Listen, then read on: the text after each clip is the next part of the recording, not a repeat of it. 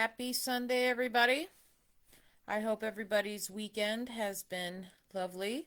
It's been decent weather here in the mountains, but I am happy to be on Facebook Live with everybody.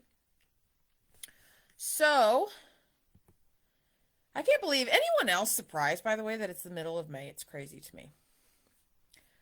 We're going to hop right on into our message today. I'm hoping my live cooperates today. Okay. So, I can't tell you the amount of conversations that I have had lately with folks about things that are going on in the world. And it doesn't help when it feels like every time you turn on the news, open a newspaper, scroll through social media, even clicking on into Google Chrome to do something else, and you see recommended news articles, it just feels like doom and gloom is the focal point everywhere. And it's even a focal point among a lot of folks that are considered to be spiritual leaders. Now, I'm not saying that doom and gloom shouldn't be talked about and shouldn't be preached, because trust me, if you read the Bible, if you open the Holy Scriptures, doom and gloom is part of our history. It's sheer proof that this world, nobody survives it unscathed. Doom and gloom is going to happen. It has its time and place. However, there are too many examples being given that are causing people to fear that the end is literally tomorrow. One thing we need to understand is our Holy Scriptures do not give us a direct date of when the world is going to end, okay? There isn't a signed, sealed, delivered note from God to let us know when the end is actually happening. One thing we do have the reassurance in is the fact that our history continues to show how it repeats itself. But even as history shows that it will repeat itself, and sometimes that means we're going to see some rough seas, God has a way of making all things new and to use all things for good. Now, the Revelation, according to John, is a book that is widely misunderstood and often also taught incorrectly. There are too many people that teach and preach the book of Revelation, not revelation, with a literal lens. That is widely problematic because this book is written heavily through an allegorical lens. Now, what I mean by allegory means there are devices used to portray a much bigger and broader real world message and meaning. Revelation is an apocalyptic writing, and in this case, John's visions are used to present the past and future of heaven and earth in a different way, in a different light into the present. Apocalyptic literature describes God's plan in history using visions and symbols to show the ultimate destruction of all evil and the triumph of good being inevitable. The reason for using the allegory style of writing in Revelation was because the Jesus movement within Judaism at this time was being massively persecuted. And using this allegorical style of writing saved and protected those that were trying to get the message that needed to be sent. I think of the allegorical style of Revelation similar, not exactly the same, okay? But I understand it and can understand it by thinking of it similarly as Jesus using parables. He was teaching messages using this very poetic wordplay and imagery to convey a heavenly message to people that would eventually understand it, but also prevent the wrong people from getting it. It's a really hard thing to explain. I'm trying my best here. Revelation is a book written by John, but we do not 100% know if this is John the Apostle or just a different believer named John. Now, there are a lot of theological scholars that want to assume that it is the Apostle John. There are many that want to assume it is the exact same person that wrote the Gospel according to John and also the letters of John. But the grammatical styling of the Revelation according to John makes it hard to fully back that thinking. We don't have enough proof to say that it wasn't John the Apostle, but we don't have enough really good way to say yes it was. So whether it was written by the Apostle John or it was written by another believer, John, the book itself delivers this sigh of relief, this breath of fresh air with the understanding that God has a saving purpose for mankind. Today we're going to be looking at a very small but very specific passage in Revelation 21. This is going to be verses 1 through 8. I'm going to read that to y'all. Hang tight while I switch my screen here so I can read. And I apologize if I'm sniffling a lot. My allergies have been horrendous, so I apologize if my sniffling bugs you guys. I'm trying to keep it under control. So Revelation 21, verses 1 through 8. Then I saw a new heaven and a new earth. For the first heaven and the first earth had passed away, and there was no longer any sea. I saw the holy city, the new Jerusalem, coming down from heaven from God, prepared as a bride beautifully dressed for her husband. And I heard a loud voice from the throne saying, "Look, God's dwelling place is now among the people, and he will dwell with them. This will be his people. They will be his people, and God himself will be with them and be their God.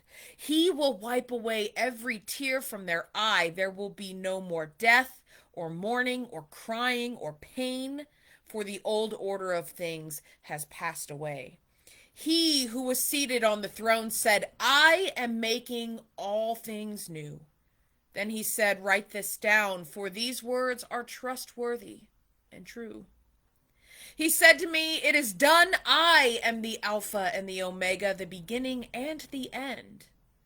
To the thirsty I will give water without cost from the spring of the water of life. Those who are victorious will inherit this, and I will be their God, and they will be my children. But the cowardly, the unbelieving, the vile, the murderers, the sexually immoral, those who practice magic arts, the idolaters, and all liars, they will be consigned to the fiery lake of burning sulfur. This is the second death." Now, right away, we are given this image of a new heaven and a new earth. This particular passage in Revelation starts a brand new section. And what I mean is, just like other books in our Holy Bible, this particular book, the book of Revelation, could be split into different sections that have different specific lessons being taught or visions being explained. So this particular chapter, Revelation 21, starts a brand new section of the whole book of Revelation. Now, the evil apocalyptic drama that played out before this particular point in Revelation has ended, and creation is now being restored. Many Old and New Testament writers speak about the new heaven and the new earth, and Isaiah himself was a major prophet that really is echoed a lot in this particular section of Revelation, and really throughout Revelation. The first heaven and the first earth has passed away. There is no longer any sea. Now, the sea is very interesting because the sea is very much a metaphor for a message of chaos. The chaos is gone, rebellion is gone, evil no longer exists. Now, the Reverend Dr. Craig Kester, who I took when I was in seminary, he is a professor at Luther Seminary in St. Paul, wrote in a book entirely on Revelation. He wrote this: "This could mean that the new heaven and earth will be as different from the old as the current heaven and earth are from the prior chaos. One might think of God's creative action transforming the existing world from sorrow into blessedness." Now, this new heaven and new earth does not mean that it is the heaven and earth where God resides. If we need to understand that the Bible uses the word heaven in three very different senses. We have the first heaven, which is Earth's atmosphere. Think of it as everything under the blue sky. Okay. Then we have the second or the second heaven, which is outer space. Think of it as the night sky, the starry sky, galaxies, everything surrounding that. Then we have the third heaven, which is the heaven where God resides in all of his glory. So when we hear that there was a new heaven and a new earth, they mean that there is now a new blue sky, a new night sky, not a new heaven where God lives. Then we hear about this new Jerusalem. John sees the new Jerusalem coming down from heaven. This symbol would have been a very accepted and understood symbol to the people of God, especially at this time.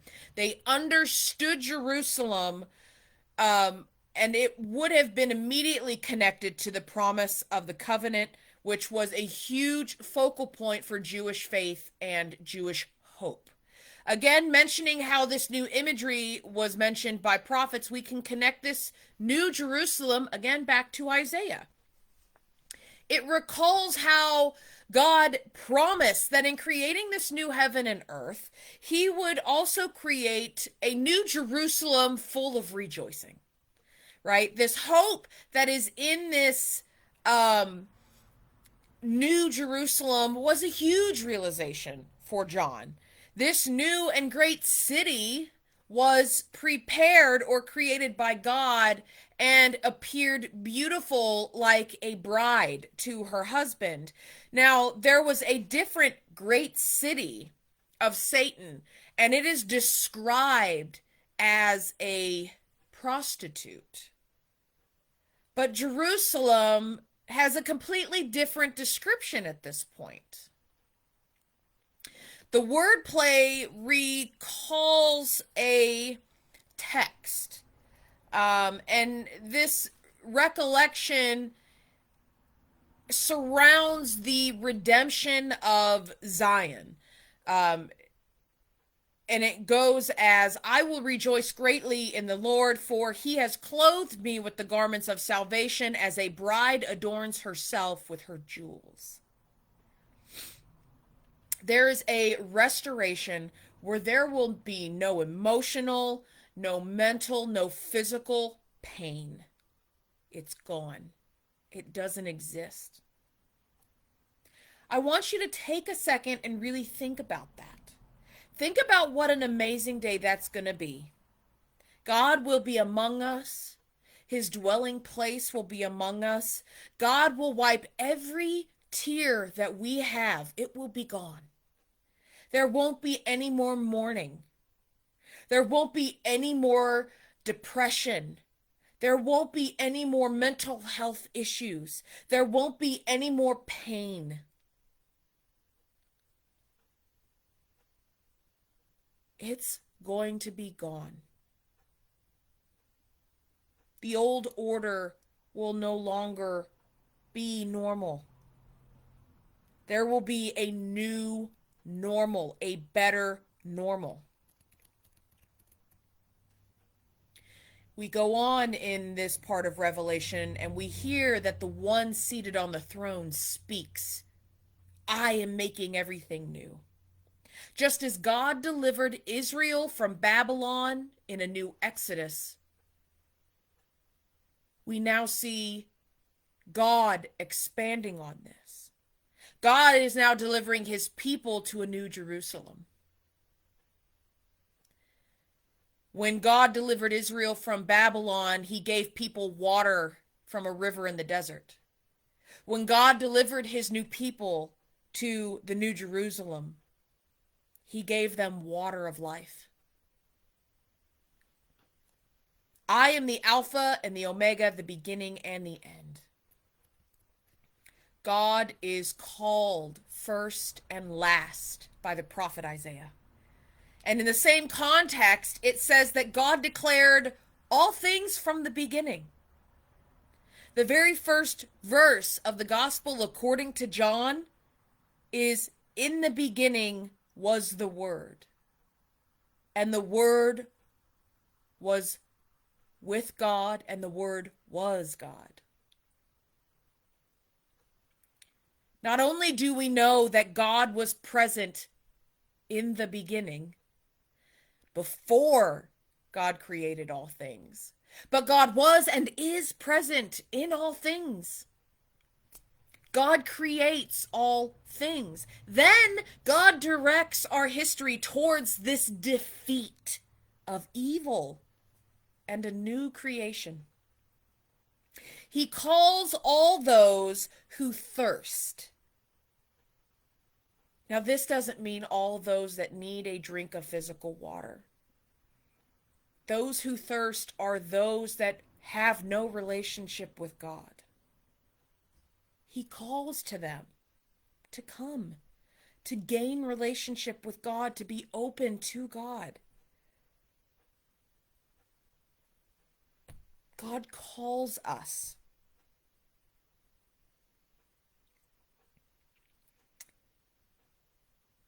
If we think back several weeks during the time leading into Easter Sunday, we talked about Jesus and the many aspects of his journey. And one of the things we talked about was Jesus as the living water. It was one of many ways referred to as Jesus. God is an extension of Jesus, the living water. God is the spring of life. He doesn't just provide us with a physical drink, but he is the source of all wisdom that is supposed to allow us to live the way God intended us to live. If we are accountable to the best that we can be, to live the life the way God intends for us, we will inherit the kingdom of God. Now, this doesn't mean perfection. There are many denominations within Christianity that believe that perfection is attainable on earth. I personally am not that person. The only perfect person that walked this planet was Jesus Christ, and as a body, we sent him to the cross. But I believe that we, as followers of Christ, have the ability to be better each day. Instead of being sinless, we can do our best to sin less every day. We can be accountable for the things that we choose to do, the way we choose to respond to others.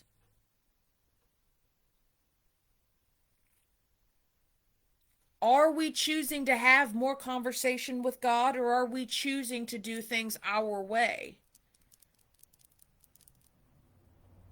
Are the people we are choosing to surround ourselves with godly, or are they people that are potentially leading us in a path to make not the best choices for ourselves? We then go on to hear that the cowardly, the unbelieving, the vile, the murderers, etc., will be consigned to the fiery lake of burning sulfur. This will be the second death. All who decide to be evil or to live the way that they know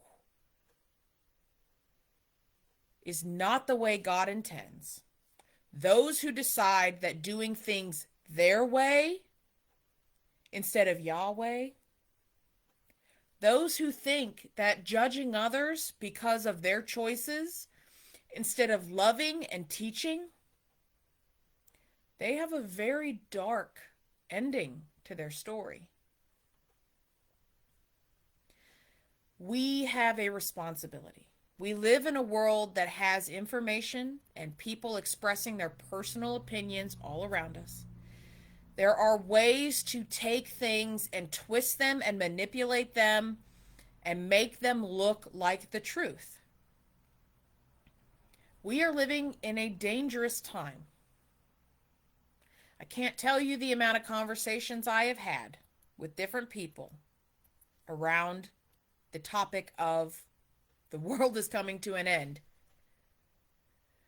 The Bible, again, doesn't give us a date when Jesus is coming back. And even if it did, I beg the question, how would you choose to live? Would you choose to spend your remaining time fighting other people or fearing the worst?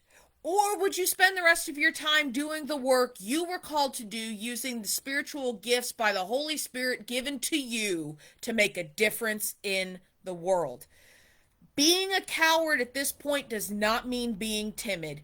Being a coward in this case means that you are choosing to worry about yourself and your wants before your relationship with Christ.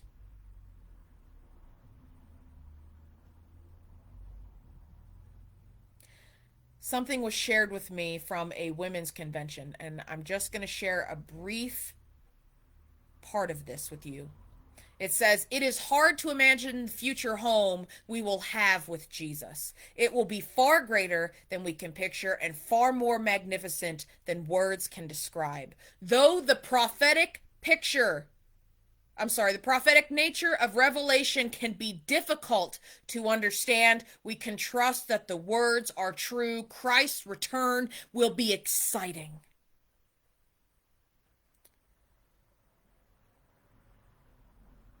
Hoping in his return reminds us that life as it is right now is not how life was designed to be. Jesus is coming back. We will get to be with him and worship him forever. Believers get to have complete assurance of being with Christ for all eternity.